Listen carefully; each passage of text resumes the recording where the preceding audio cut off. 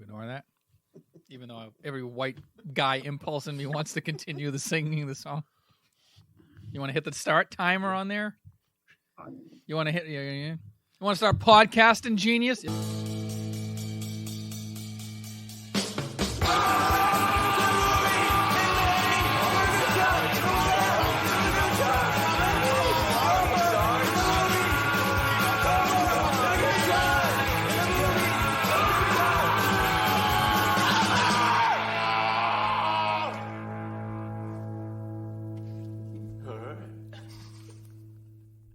Nice to be here. I'm a married man. Do we have some married people here?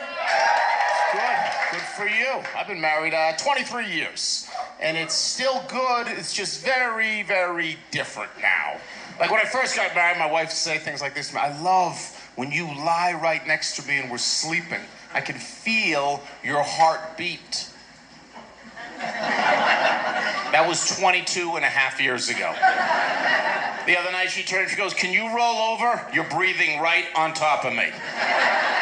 It's disgusting, it's hot, it's going on my neck, and it feels gross. Who sleeps with their mouth that wide open? It's gross. Shut your mouth while you're sleeping. Use your nose. We've talked about this, haven't we? Use your nose. How are you gonna feel my heartbeat if I roll over? I could care less, just roll over. I could pass away in the night, you wouldn't even know about it. I'll live with myself, roll over. Actually, go brush your teeth and roll over. Hello, and welcome to Carnivore Personnel Sideshow. I'm Jacques. I'm Joe. And we actually have a real comic on that Joe and I saw about 4 weeks ago at the Lunar Theater at Mondo Comedy by our good friend Greg Boggis. Without further ado, Jim, why don't you tell us a little bit about yourself? Oh, hey, how you doing? It's great. It's great to be here on the podcast. Yeah, my name is Jim Colliton, comedian. Right now, I am living outside the Boston area in a lovely town called Wakefield, Massachusetts. And yeah, I've been friends with Greg Boggis for years, man. We sometimes sit back and tell stories from way back when. It's fun. Greg's a great guy, and the Lunar Theater is I really hope it takes off. It's a great little venue. So you're in Wakefield. Do you want to give the specific address? Because and by the way, what's your mother's maiden name? Yeah.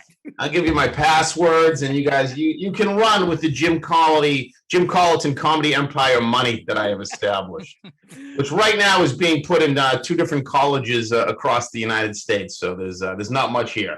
It's funny because Joe and I have been going to comedy shows together and doing comedy stuff since the early 90s. And it's great to see how the Boston scene, because I was looking at your upcoming shows, how vibrant the Boston market still is for local comics. I mean, everybody knows everybody comes here to shoot their specials and do stuff, but it seems like you have a pretty busy local schedule with this past weekend. You did a Bruins fundraiser for their charity. You didn't do a fundraiser for the Bruins. They got the Jacobs brothers got all the money they need. I think they're good. Yeah. We did that. Yeah, we're trying to help out the Jacobs family. 2 of their helicopters right now need service, and it's just not cheap. You know what I mean? No, we can talk about those scumbags all day. The Boston comedy scene has always been great, and this is where I came up. I grew up in a town called Bedford, and that's when I started doing comedy. And the thing with Boston is, and when I travel all around the country now doing comedy, people at comedy clubs are like, oh, gee, everyone that we have from Boston is so strong.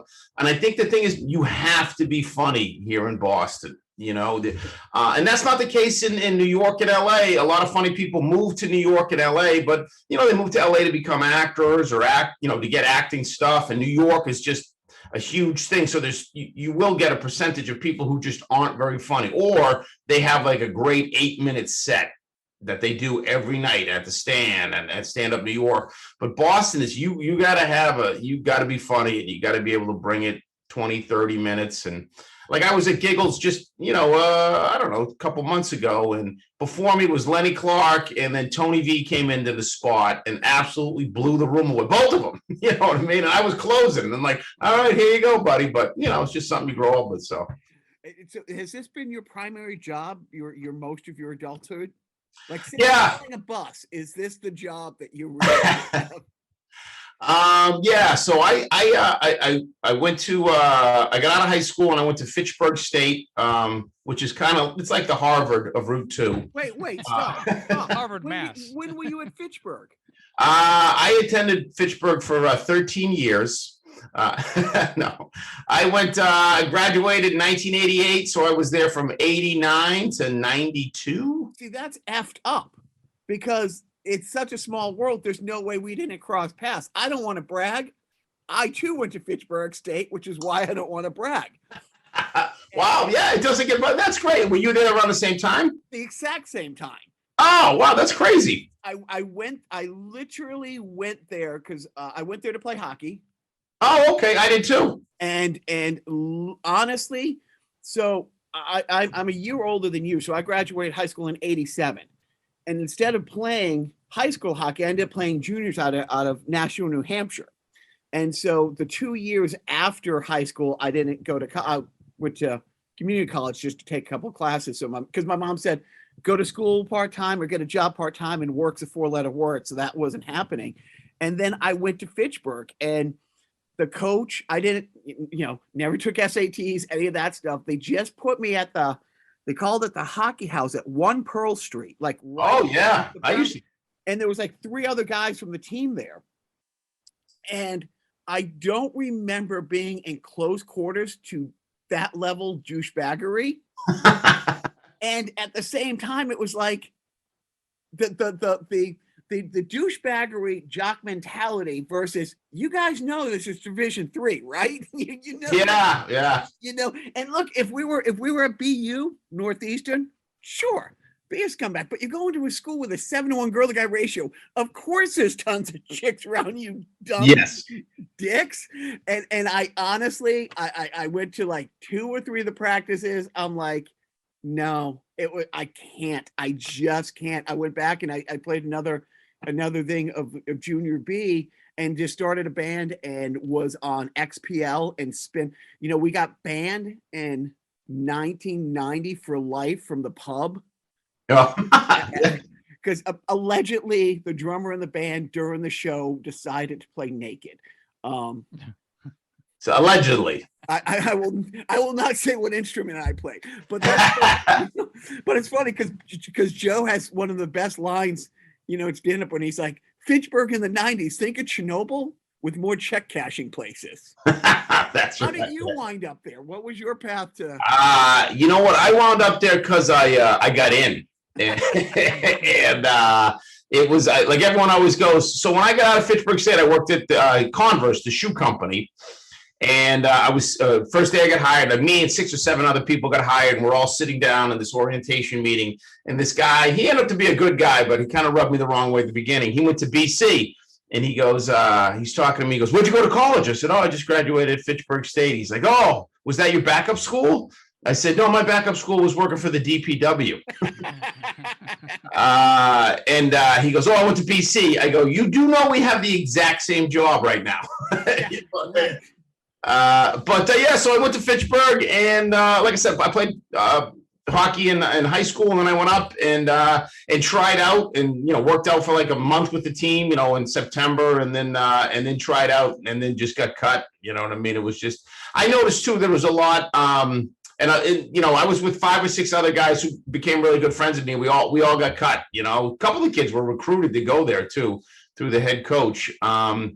What happens is it's if you spell your name incorrectly, I think you can still get into Fitchburg State. And so all these kids from D1 programs, like the Merrimacks, the BUs, they all fail out. And then they're like, well, yeah, it didn't work out there, but you can come play here for us at Fitchburg, so. So we were on the ice at the same time in 89. Okay, yeah. Or 89. And it's like I said, the kids in the house, it was like, it seemed, if I'm getting it right, like 2 of the 3 guys were from Billerica. It seemed like, every night was a Billerica High GED class reunion there. Yeah. And there was a lot of kids. Yeah. So I knew a few of the hockey guys, and some of them were really good guys. And, and some of them I could take or leave, you know what I mean? And I've run into a bunch of people doing shows now. People will come up, and I haven't seen them really. I haven't stayed that close to too many of the guys from Fitchburg since I graduated, but people will come up and be like, "Hey, do you remember this?" Or so. I ended up in LA. I ended up coaching and working with some players, and I had a kid that was under my wing for a couple of years who ended up, his name is Schofield. I want to say he was in Fitchburg from 2001 to 2005, who when he left was their all-time leading scorer. Great. Oh, really good. Was a really good kid, and a really just, like one of those guys. It's like, wait, what did you just do? Because like he had such a release. It's like no wind up, like, Oh, really? Just had, great hands. But so you leave Fitchburg. At what point did you say, yeah, I don't want to work at Converse. I want to, go to Nick's Comedy Stop 3 nights a week and do open mics and see if I can do this for a living. So that was kind of my plan all along. But I really, like, looking back now, and with 2 children in college, my parents were always like, we want you to go to college. We want you to go to college. I really wish I had the balls when I was in high school to go, no, I want to try comedy full time. But I was like, first of all, I don't know if I'm funny on stage, and I didn't really have a plan. So I said, I'll go to college. I'll get a degree in case the comedy doesn't work out. So, I used to go to the comedy shows all the time at Fitchburg State. They had them in the pub, and they'd go down and like, not to be caught, but like some of the guys I'd watch, I go, I don't know much about this, but I think I can do it better than that guy.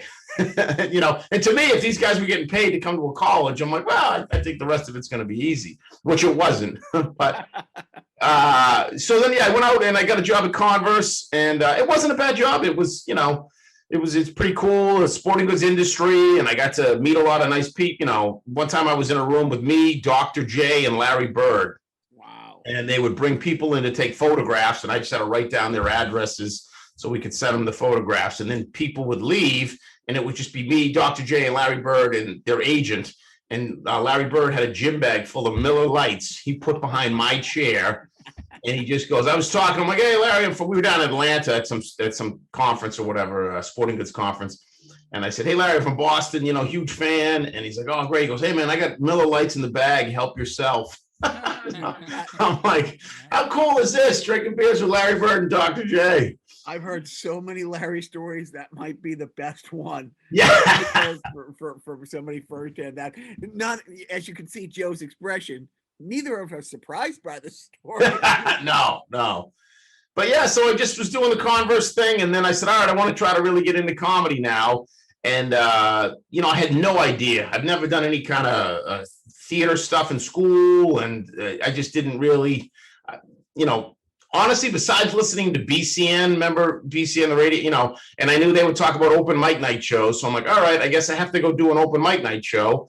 And I went in and I did one at Stitches, and it went fairly good. And then, not fairly good. I mean, I got some laughs, and the guy says, and I talked to a couple other comedians, like, just keep coming back. You got to keep coming back. And I said, okay.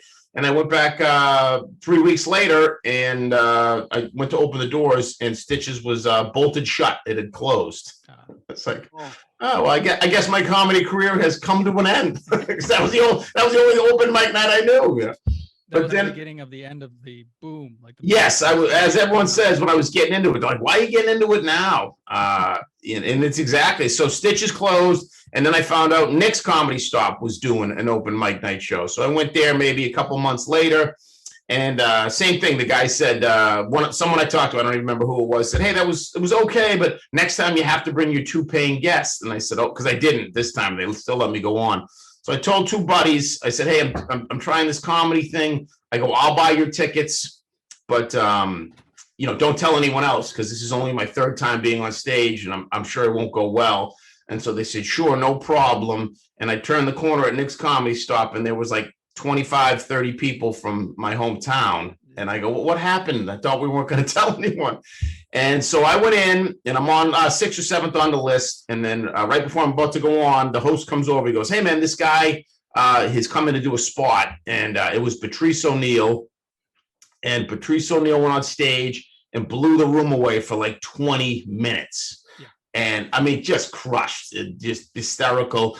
And then the host brought me on. He's like, okay, Patrice O'Neill, you got a huge applause. And Jim Coalition. And he brought me on. And I just ate it. I mean, and I didn't know in my mind that, it's hard to follow someone who's just like, to me, it's like, yeah, if you're funny, you're funny. I didn't know the whole structure of a show. And so oh my God, it was just crickets. And it went so bad that one of my buddies that came over to me after, goes, well, you tried that. And yeah, I thought that was it. I said, I did. There's no, I have no ability. I have no talent. There's no reason I need to ever do that again. Ladies and gentlemen, that was Van Halen. Give it up for Jim Colliton. Yeah, exactly. Jim Colliton is coming up, and let's go. Yeah, he didn't even come close to getting my. And now I look back on it. What a dick the host was for not doing some time. You know what I mean? Because then, I've hosted open mic night shows for years now, and you're like, all right, this guy, a professional just came in and blew the room away. Let's do some time and get the crowd, settled down a little. But right. Yeah, so I didn't probably do it for another 6 months, and then I'm just like, it was such a devastating, And then I'm like, you know what? If I'm going to do this, I think I really need to study it more. So then I just started going into Nick's more, not even going on or going the vault.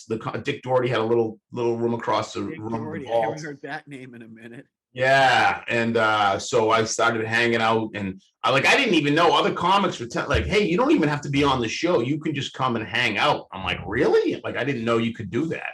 So I would just go down and try to get on, and then the more times you hang out, the more other comics who are just kind of starting out like you, like Dwayne Perkins, Johnny Fish, Dave Russo, and guys that we're all kind of in the same boat together, that and a lot of guys that don't do it anymore or whatever. But and so obviously, so your material now seems like it's all family, lots of family based in marriage, and yeah, and it's great because Joe and I, his kids are a few years older than mine, and mine are 15, but it's like just you get it all. Your bit, one of the bits that I love is like the first 6 months about your wife loving to lay next to you and hearing your heartbeat 20 years later. But what was your comedy like? You're 20, you're 21, you're 22. It wasn't family based, and this is why 2-year-olds are the best because they're so honest.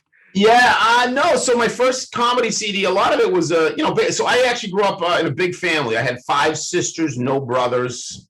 So a lot of it's based on that, you know what I mean? Just how out of touch I was having 5 sisters and no brothers. And then just like everything, being single, stuff like that, having no money and, just stuff you write about when you're in your mid-20s and things. And at what point did this become the day job? So yeah, in the same year, I signed with a college agent. So they book you at college shows. I did a showcase and I was selected, and so I got chosen for them.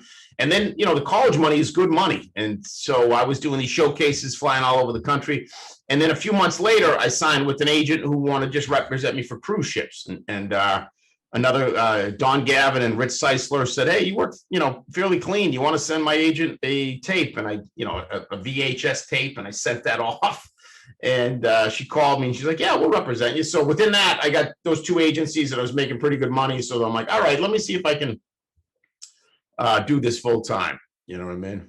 And then I think I went out and proceeded to make $33,000. I don't want to brag, but no. I was hoping for more the first year. What's the? Oh, that's interesting. So at what point do you go from doing the middle stuff where it's a 10-15 minute set to? I'm guessing on the cruise ships and on college campuses, you're doing 45 minutes to an hour. Yeah. So you have to. So yeah, that was right around the same time, you know what I mean? And some people were headlining me here in Boston when I got those 2 things. So, and like, yeah, you have the time. So then, but then you got to go out and obviously, colleges and cruise ships are 2 different animals. You have young college kids and then, 2 weeks later, you're in front of, 65-year-old people.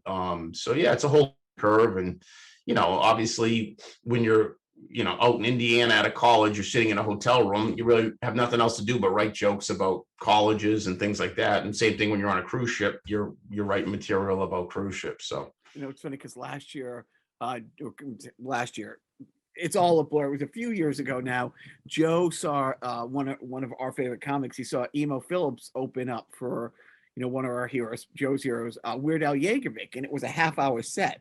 And then we saw him 6 months later, and he's like, "Hey, anybody see me 6 months ago open for Weird Al here?" And a lot of people applauded. He goes, "Well, this is the same set.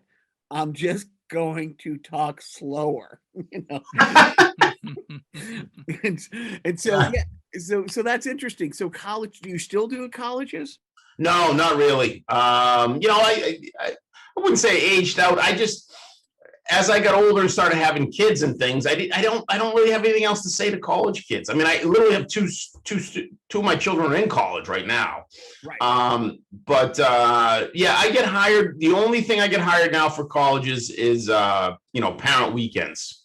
And I do some of those where the parents are sitting right there. But no, as far as straight college students, no. I mean, they want younger people too. I don't really have any interest in talking about college kids. Look, if I didn't have Joe's son is early 20s.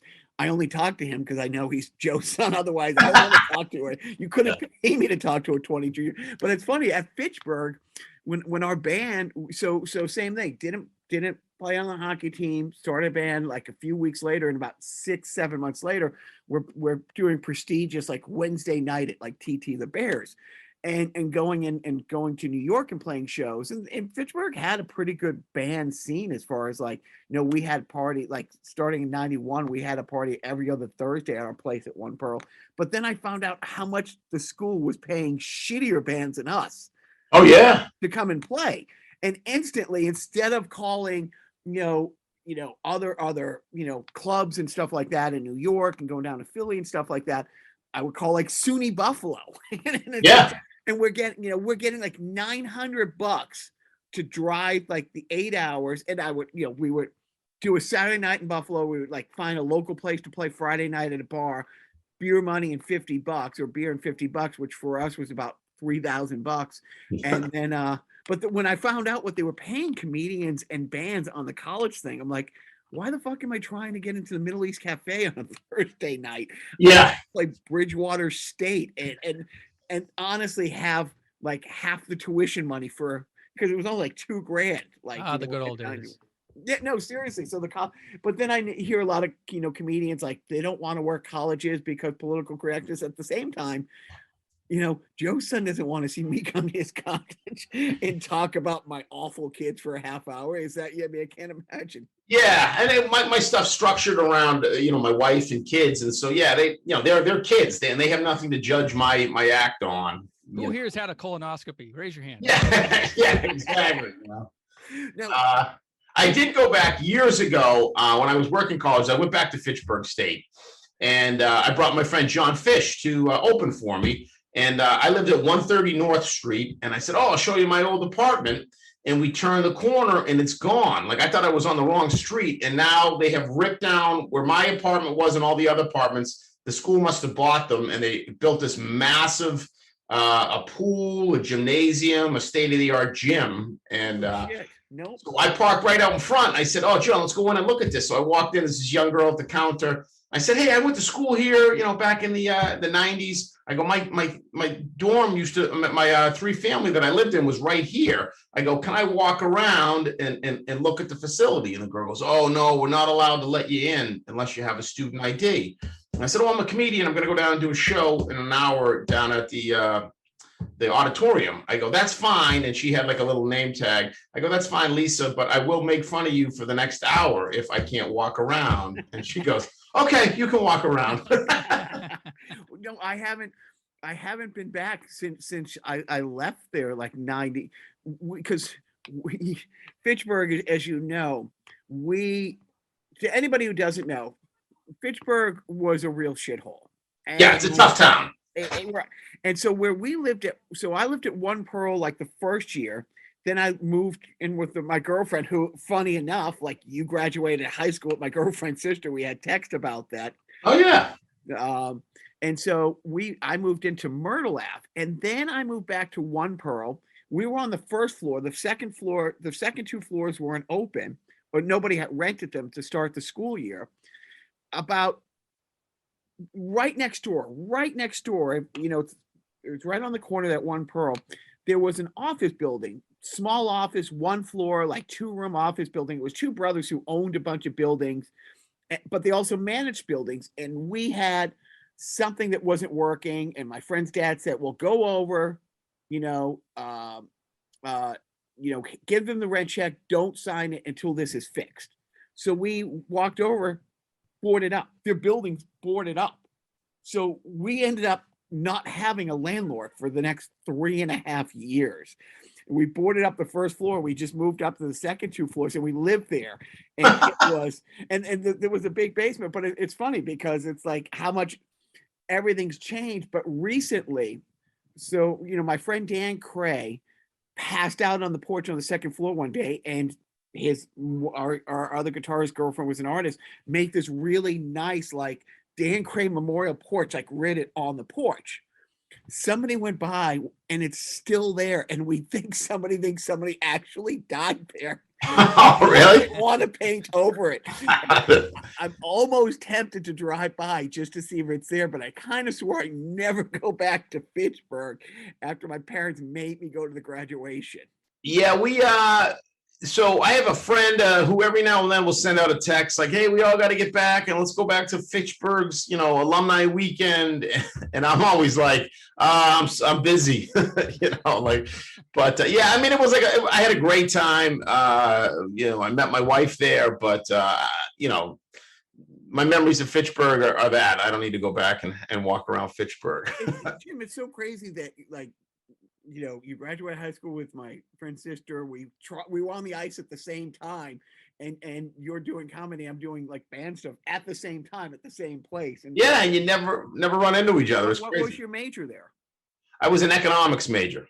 I didn't even know they had economics. Yeah, either did I until I needed to pick a major my junior year. And I'm like, oh, you got the grades to be an economics major. I go, let's do it. Yeah. Well, the hockey coach basically said, yeah, you're going to go and film. There's an opening in there. You don't have to worry about testing. It just, show up here on Tuesday and this is your first class. And that's all there was. Oh yeah. Yeah. I tell you what, we talked about like, that's Division III, and how they just turned out like, so my roommate freshman year was this guy, Joe Murphy, and he made the team. And he, I think he was like he got second team all-star, scored all kinds of goals. And then he came back sophomore year and didn't, he obviously made the team again, but didn't have a great first couple games. And the guy just said, you know what, Joe, I'm going to let you go. And just like, he wasn't getting any money. So he was cut like halfway through. And then he ended up transferring to Framingham State and played hockey there because he wanted me to go to Framingham. And I'm like, nah, I don't think I'm going to chase my dream to Framingham. But it's just, it just goes to show you that these coaches, and this guy Dean Fuller wins. There's nothing wrong with it. But yeah, it's just, I don't think they think about the kids and I can only imagine what happens at the D1 programs of football, basketball, hockey, lacrosse, where these coaches are just like, yeah, good for you. But if you're not producing, we got to let you go. I could have played like the guy from North Adams, again, not to brag, but North Adams and Salem State, but I was still playing on the team out of Skate 3 in Tingsboro, the junior team, Northeast Junior Devils. And I'm like, yeah, I can still, because they had a longer season. I'm like, yeah, on the days I'm not playing there, I can go over there and play. I can't do that if I'm in North Adams. I can't do it if I'm in Salem. So I'm like, yeah, Fitchburg is close enough where I can get back and still play the games there, because that coach said, don't come to practice. Just if you can just show up for the game. Yeah, just show up. Yeah. That'd be great. But I did. But yeah, no, Fitchburg was an interesting, and you met your wife there. So that's. I did. Yeah. So, yeah. So it's nursing or teaching? She was actually in video editing yeah. then again, because that's what my friend Kim Barber was. She was in the TV department. Yeah. I was in the film department. So So how about this name? Did you ever know Jeff Lazzarino? I know about Let's just say Jacques probably did, but has since forgotten all. Jim, it's not okay. It's literally not, because when I stopped playing, it was really a dark time, and I drank a little, and it's funny because about 10 years ago, we would still, I would come back here, move to LA in 95, and I would come back every 6 months, play a show. My guitars would come out there, and we played a show, and I just my current wife, 2004, 2005. So we were in LA, we came back, and it was 3 bands that we used to play with at Fitchburg and opened for us here. And so it was, I don't remember any of them.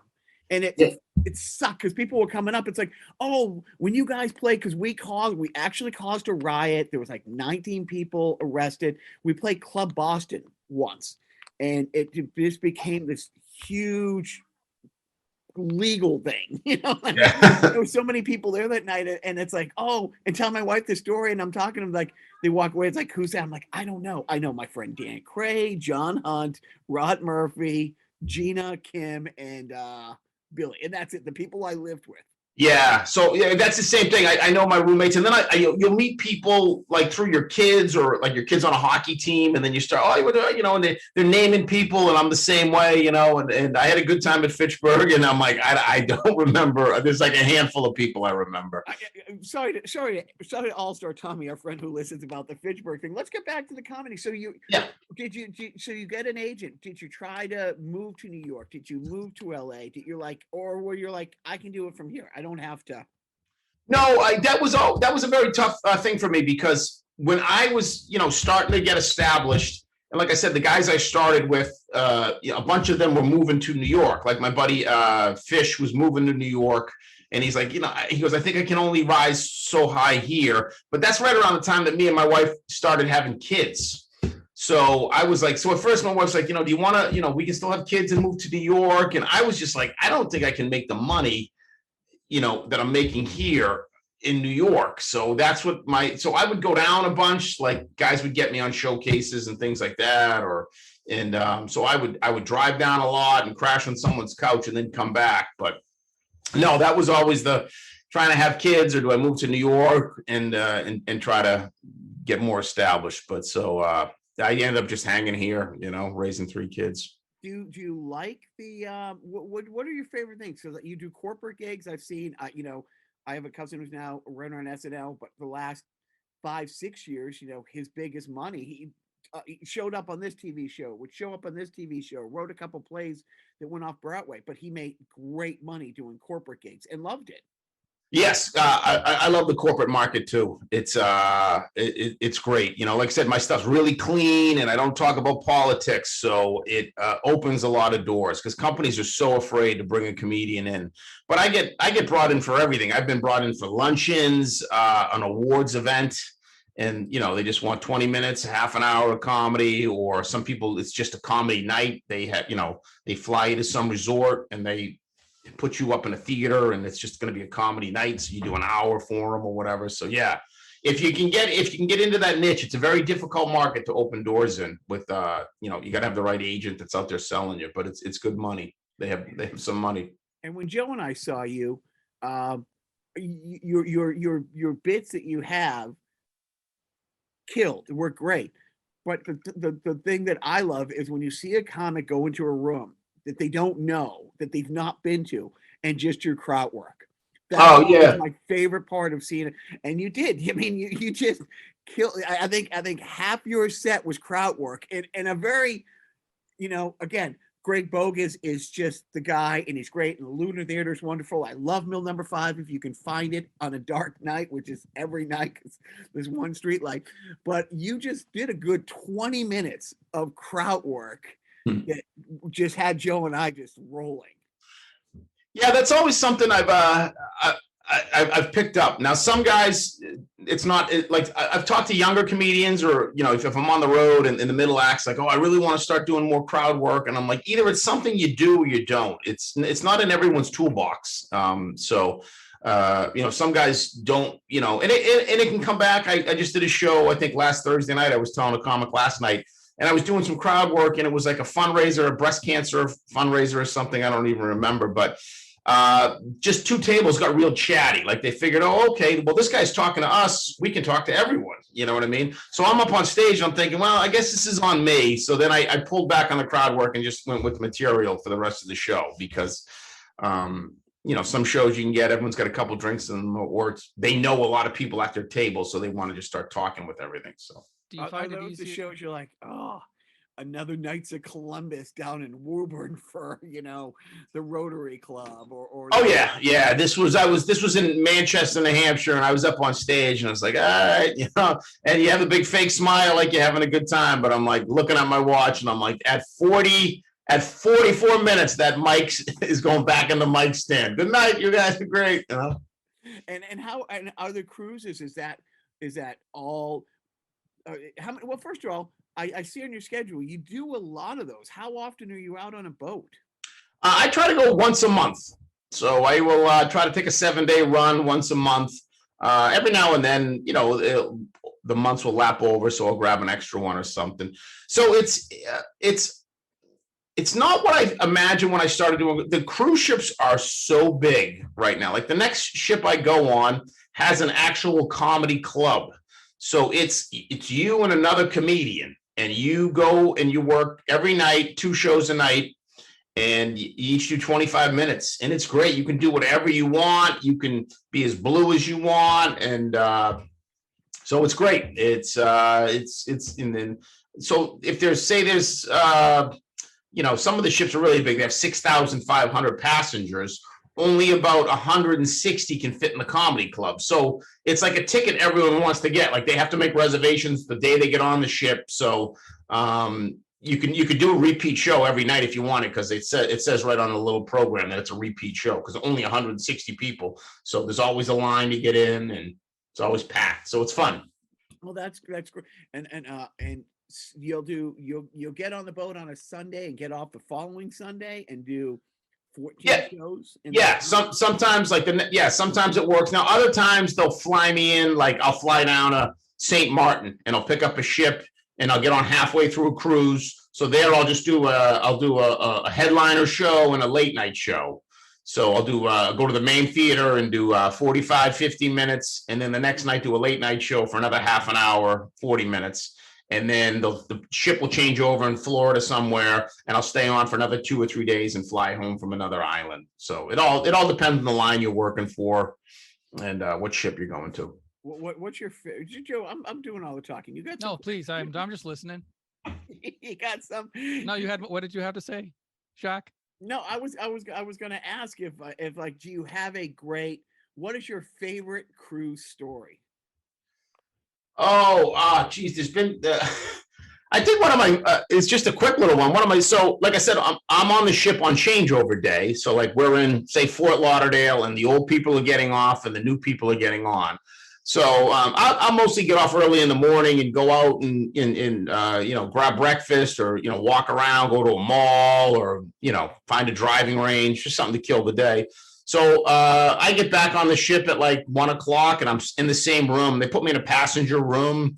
And so I'm in my room and something must have got screwed up. And I'm sitting on the bed watching TV, and this lovely couple must have been assigned to my room. So they card into my room and they have their luggage and they open the door. And there I am sitting on the bed. And I just go, I've been waiting for you. And if you ever want to see a scared couple from Indiana turn and run, that's all you have to say to them. That's just awesome.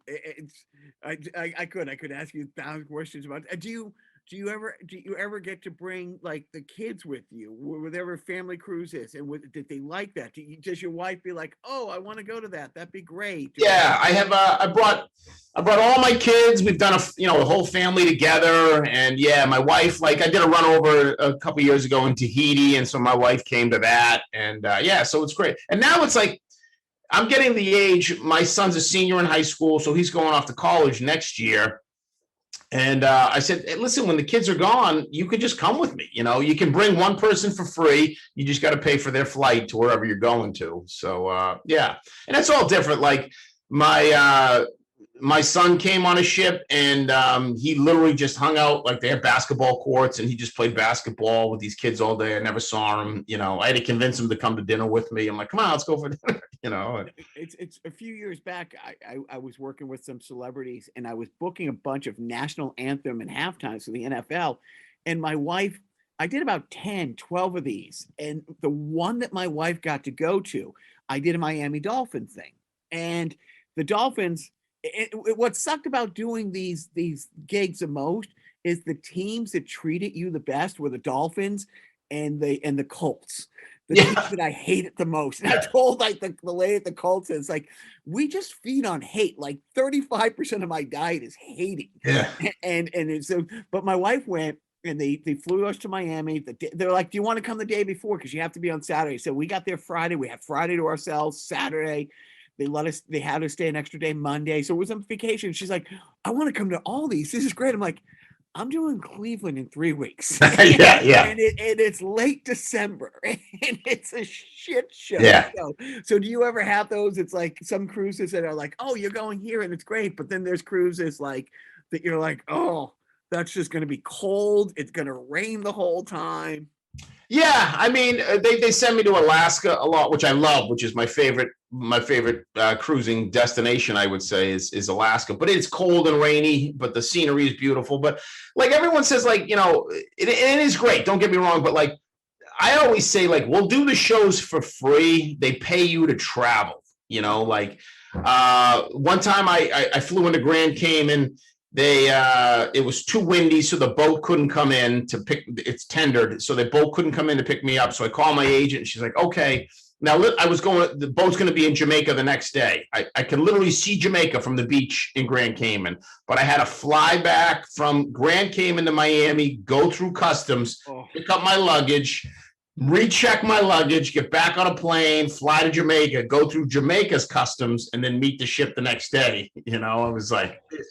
So it was just all day traveling on a plane and waiting in lines and customs. So that can suck the life out of you sometimes. Well, you mentioned like some of the Midwest shows and stuff like that. And it's funny because Joe and I a couple of weeks ago talked to the absolutely amazing woman. She's running for Congress for the 1st District of Idaho. And which her district is bigger than Massachusetts. And it is. But she had this great commercial. She's like, oh, my friend who runs a comedy club there. And I was thinking, what's a comedy club in Idaho? And it's like, and in her district, there's no Planned Parenthoods, but it has the most like registered 3%ers, oath keepers. And I'm not kidding. Say it with me, Joe. Nazis, you know, and it's like, what's a comedy club? And then where do you fly into and how far do you have to? I mean, when you get these gigs out in the flyover states, is it just draining the travel? Yeah, it is cool. You do get to see some awesome, great places too. And like you can fly into a place like into a comedy club in Idaho or wherever you are, you know, in the middle of nowhere in Texas or in Colorado, and you're going to run into the nicest people in the world. You know what I mean? They're just going to love all the jokes and just be super nice, you know, opposed to like a New York or a Boston crowd where they got their arms folded, like, all right, monkey boy, make us laugh, you know, like and a lot of people say, you know, you go to Minnesota, people are, thank you for coming. You know, that's how nice they are. But there's always, I was in Breckenridge, Colorado for a corporate event. And I was working in Aruba, and then I had to fly to Denver. So I fly into Denver, I pick up a rent-a-car, and the agent's like, hey, make sure you get a four-wheel drive vehicle because, you know, you're going to Breckenridge, Colorado. So it was in December. I get in the rent-a-car and I drive, and it's snowing, and it keeps snowing more and more as I get up to Breckenridge, Colorado. I get up and I check in, and anytime I'm by myself, they always put me in these awesome, like I was on this condo on the mountain and people were swooshing by, and, you know, you open these drapes and I looked out over the mountains. Now, if I was with my family or my wife, I would be in a Best Western looking out over the dumpster, you know, but when you're by yourself, and I was literally there for like 12 hours. But I went out and I was getting a coffee, and I'm talking to the girl at the coffee shop. I go, it has not stopped snowing. I've been here for 10 hours and it snowed the whole time. She's like, yeah, they may shut down the tunnel. And I'm like, I don't know what that means. She's like, oh, there's a tunnel coming into Breckenridge, and when it snows too much, they shut it down. I go, well, how do I get out of here? And she's like, oh, you don't. You have to stay. I'm like, I don't like skiing, and I don't want to be in Breckenridge anymore. You ever see The Shining? It's kind of yeah. You don't leave. Oh, so you got two kids in college now, one headed to college. They come home for Thanksgiving and say, I want to get into comedy, Dad. And you say, yeah, it's weird. None of my kids have even, I would definitely encourage them, but they haven't. Like my oldest is studying finance, and my second little girl is going to study biology, and my son, he wants to go into finance too. I don't know what that says about. Where did they go wrong? Yeah, exactly. I have very serious children, and they've always been probably more serious than me. I was walking my son into preschool on his second or third day, and I was holding his hand. He goes, Dad, you can't be silly here. I know you like to be silly, but you can't be silly here. I'm like, the 4-year-old is telling me I can't be silly. So, of course, what do? I act silly as I'm walking him in. But so then you hand him his briefcase, and he goes, yeah. his tie. Yeah, you little maggot. Here you go. Hang up your jacket and good luck. So you got a nephew who says I want, but you would encourage like a young person to say, yeah, I've had a lot of family friends call me and, oh, this neighbor wants to try it, and this and every, my advice is like everyone else. I think every other comic will tell you, it's you can read all the books, you can take classes, but unless you get on stage, you don't know if you're funny. That's the only way you can prove you're funny. Like people, I have all this material I've written. I'm like, it really means nothing until you do it in front of a live audience, And you have to be used to failure. I'm sorry, Joe. Constant failure. Because yeah, you have to, exactly. And I don't care what level you're at. I used to travel with the Brian Regan, who's an unbelievable comedian, and never heard of him. Yeah. And we'd be on his tour bus, he's selling out, and he's like, did you see those bits I did at the end? I'm like, yeah. He goes, they didn't hit. I go, no, they didn't. And here's a guy at his level. And it's just, so yeah, you gotta know not every joke you write or every premise you come up with is going to be funny. But yeah. I told you, Jacques, this is what I'm telling you. Not every joke you write is going to be comedy gold. Yeah. Well, no, because Joe's been helping. Like, so we lived in Qatar for a few years. And while I was out there, which is a comedy hotbed. You have no idea. But while I was out there, I became friends with a guy who works for Armed Forces Entertainment. It's all it's like the USO.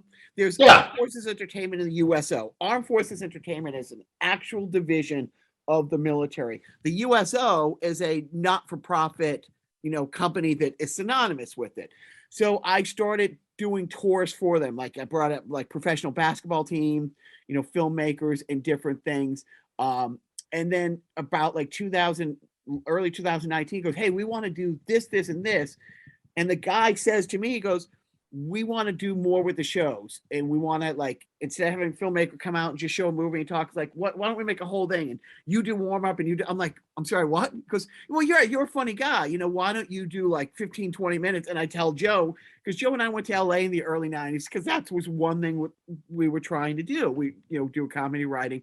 So I haven't done this in 20 some years. So Joe and I over the pandemic wrote a bunch of stuff. And it's exactly what, like Joe just said. No, it's not like there's on the paper funny. There's, if other people tell it, it might be funny. And Joe will tell me, you saying it, not but it's been a fun thing to kind of, just dabble back in it. Circling back to Brian Regan, I think he's probably the comedian I've seen live most. Oh, okay. A friend of mine worked at the comedy in Irvine for a few years, and I got to meet him a bunch of times. He is so great. His brother Dennis Regan is also who opens. Yes, very funny guy. Yeah, his stuff is really. Did who were the 2 or 3 guys that you coming up? Does anybody ever take you under their wing, or is it just? Yeah, I would say Jim Gaffigan and Brian Regan. Jim Gaffigan, I worked with him a couple times, and he said, he was sending emails to clubs in New York to get me in, and the clubs would call me, like a comedy club would call me and be like, hey, listen, Gaffigan doesn't let doesn't give a recommendation for anyone. So anytime you want to come down, and yeah, we go and open for him at comedy clubs and things like that. Just a great guy. And same thing with Brian Regan. I did it for years with Brian, and as funny as Brian is, I think he's a better guy. He's just like the nicest guy, and I remember coming home visiting, and my niece at the time was 7 or 8, and she recited his whole album start to finish, and it was just, and we took her, she was like 9 or 10, to see him, like the whole album, when it's like, I saw a sign on the road that said careful blasting area.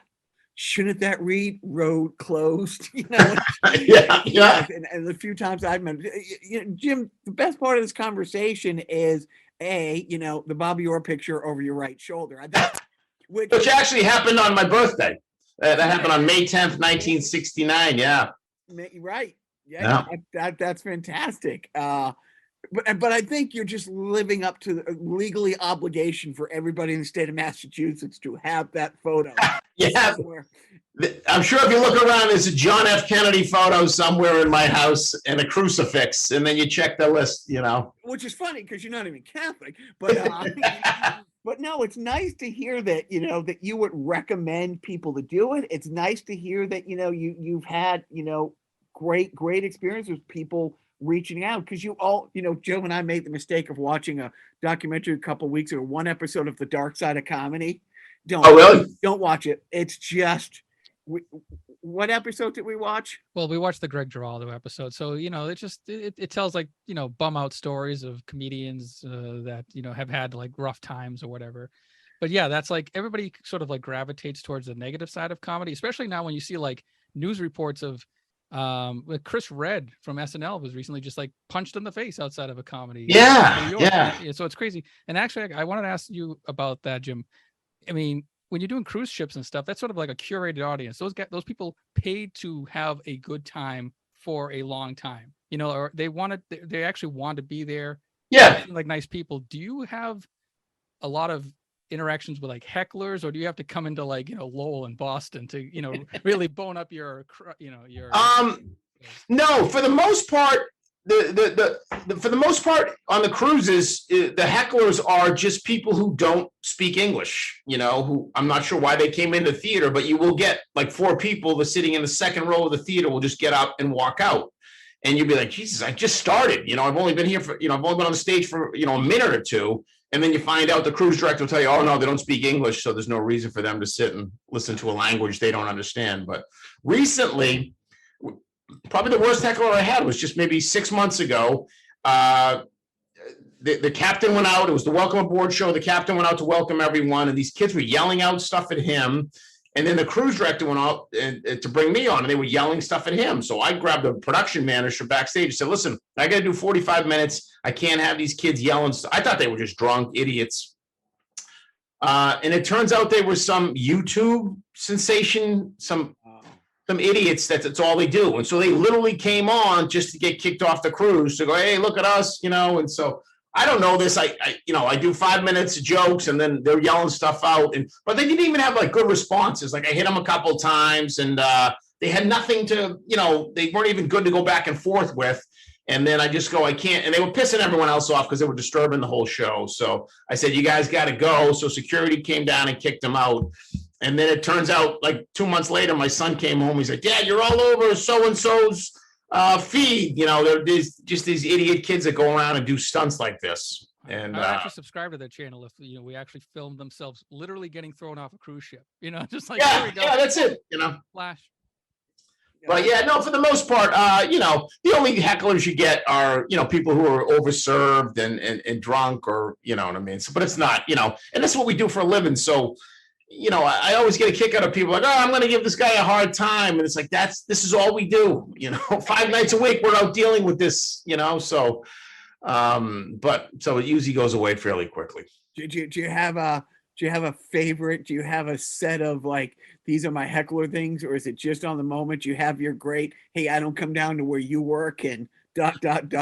Yeah, no, I would just, you give it the old, who would you rather hear talk, me or this woman right here, and so usually that once they figure out the crowd is not with them, you know what I mean? But yeah, it's whatever's going on in the show, you know what I mean? And honestly, some people are so stupid, they don't even know that it's disturbing the show, so you could talk about them and I'm not even sure that they're picking up on it, My last question, I don't know if Joe has one. There's a bunch of new shows about stand-up comics like hacks and stuff. Do you like shows about like the career? Have you seen any? No, every now and then I'll be in a hotel room and what was the one crashing on couches or something? The kid from Lexington.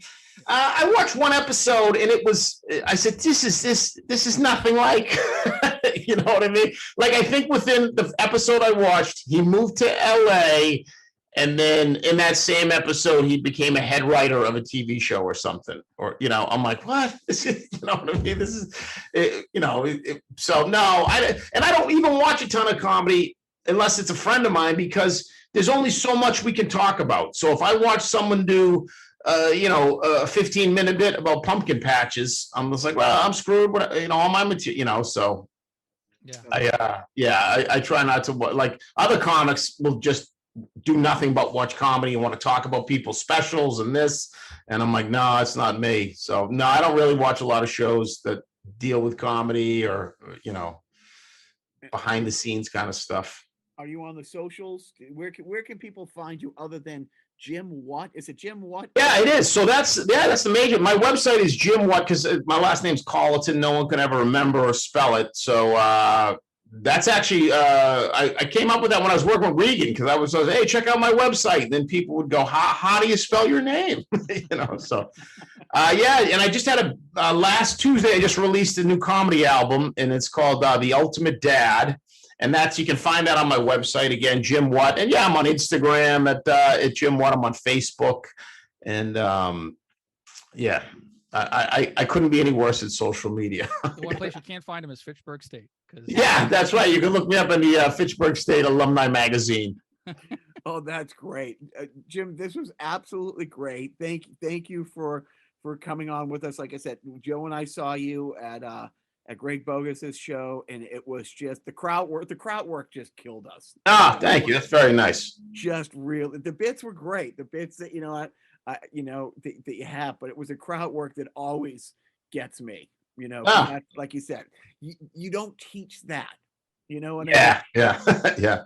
You do it or you don't. And were you the youngest of 5 kids? No, I had 3 older sisters and 2 younger sisters. So but in a family that big, it's like if you're not good at crowd work, you don't. Yeah, I always say that, like we would have like family dinners and I'd have aunts and uncles come over, and it was a big Irish Catholic family and a lot of funny people. And like even as a younger kid, I'd be sitting at the table and you had to jump in and you had to, like if your shit wasn't funny, they weren't going to laugh. So you had to do is walk the Thanksgiving table. Exactly. Yeah. Yeah. You're looking for a long Christmas if you're walking people with your stories at Thanksgiving. You got anything, Joe? No, I think that's it. I think we've wasted enough of Jim's time. No, Jim, thank you very much for coming on. Putting up with our crap. Before the Patriots kick off, that was the big thing. Yeah, that was it. But it's not like the old days with the Patriots. I'm not as into them now. Now the young Tom Brady has moved on. So yeah, in many ways. Different. Jim, thank you so much. We'll post the link to your socials and all this. And yeah, definitely, I'll share that, or I will have one of my children teach me how to share that. And we'll like if Joe and I ever leave our house, we will come we will come to Giggles and see you. All right, great. Thank you. Thanks. Wow. That wasn't polite. That was my time.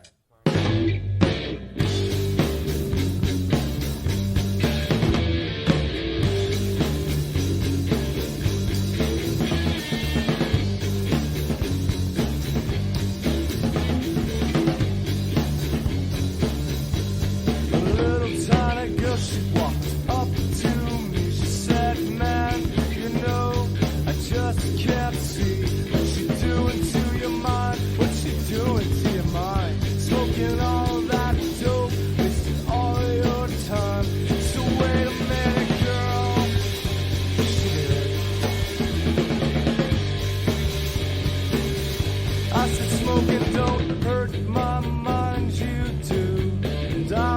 the time.